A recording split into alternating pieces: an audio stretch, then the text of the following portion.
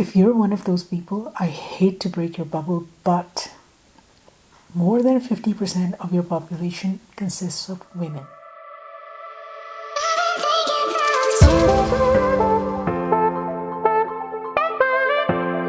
Hi guys, welcome back. If you're new here, my name is Amra. I post similar content every week, so make sure to subscribe to my channel. Today's video is about Pakistani women in politics.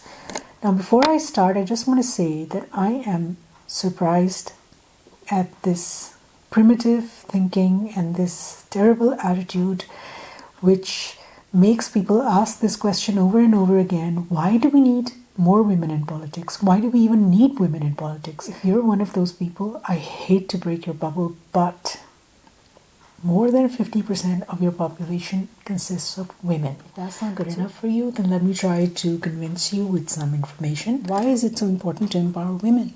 It's important because how can you achieve self-reliance if 50% of your population has not even reached its full potential?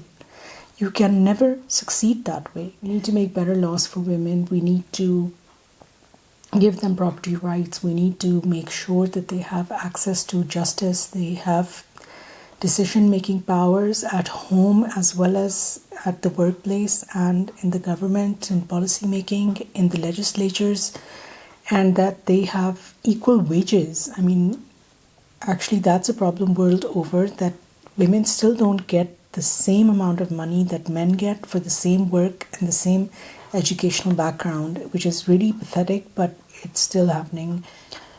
I'm going to start with Madeleine Albright's quote where she explains why it's important to have women in power. She says, "Women in power can be counted on to raise issues that others overlook, to support ideas that others oppose, and to seek an end to abuses that others accept." I chose this quote because I completely agree with her. Women have different experiences in life. They live different lives from men. And that's why it's really important to get their perspective into decision-making processes as well. They're closer to children's needs. They're closer to women's needs. They know what is required for both and for the country in general. They have their own perspective on things, and I think that perspective needs to go into decision-making processes. I have here these findings from NDI's 35 years of work in 100 different countries.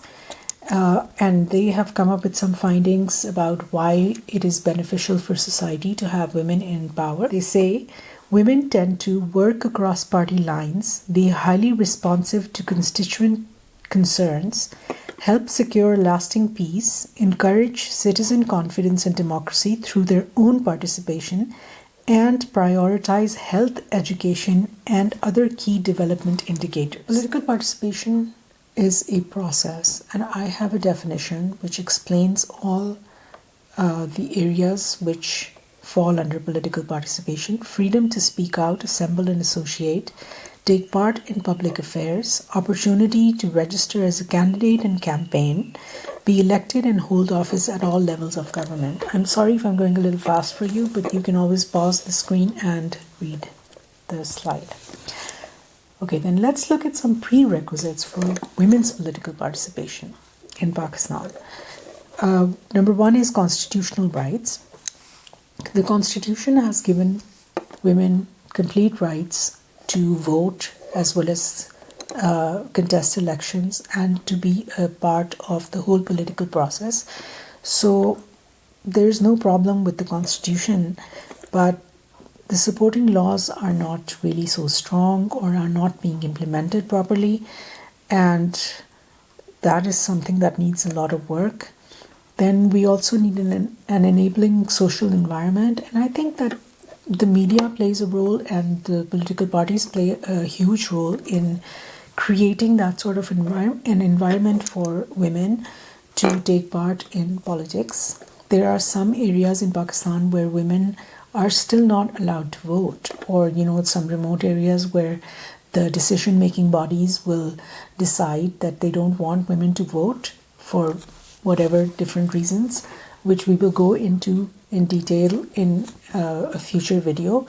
But those bodies decide that they don't want women to vote, and then political parties collude with them.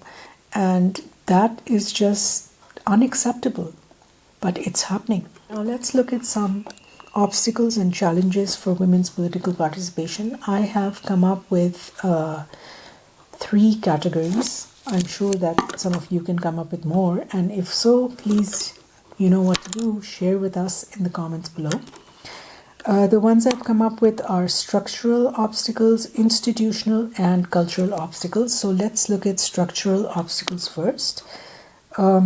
These include restricting women's voices, their mobility, their decision-making powers, their access to and control over resources, and their access to public space. And then there are the gender roles that are given to us at birth about what women are supposed to do and what men are supposed to do, what kind of careers women should have and what kind of careers men should have. And then we can look at some institutional obstacles, which include policies, systems, and practices of political parties. I've already spoken about that. Legislatures, and then some decision-making bodies like Musailat-e Anjumans and Jirgas at the local level. These institutions and decision-making bodies are dominated by influential men, and their policies and practices discriminate against women. Then we have some cultural obstacles, which include expectations and norms of society, as well as of family and traditions. Then there's that good women don't go into politics and real men go into politics, and it's a man's world and it's a man's profession. What are people going to say? And then women find it difficult to talk to men outside the family. Women find it difficult to go door to door asking for votes. These are some obstacles and challenges that I've come up with for this video, and I'm sure that you guys can come up with more. And if you can, then you know what to do. It took us a long time to reach even this place where there are women in the parliament today, and there are a few women in decision making as well. So I think that if we are complacent about things, then we are actually going to lose what we have gained, which is why it's really important for women to make that concerted effort to make sure that they join politics, that they take part in public affairs, that they make sure that they have that knowledge. They need to gain those skills and that knowledge on their own as well. No one's going to come and give it to them. I hope that political parties do realize that they have to play this really huge role in helping women out. But if they don't, then, you know, women still have to do this. We worked really hard to get where we are. And if we don't move forward, we're definitely going to move backwards. So it's important for women to actually go out and get those skills and get that knowledge and get that exposure and work towards it. I'm going to end this video with another quote by Madeleine Albright. She says, "The reason I made women's issues central to American foreign policy was not because I was a feminist, but because we know that societies are more stable if women are politically and economically empowered." I really like that quote. If you liked or learned something from this video, please give me a thumbs up. And do subscribe if you haven't already. Thank you so much for watching, and I'll see you next time. Bye-bye.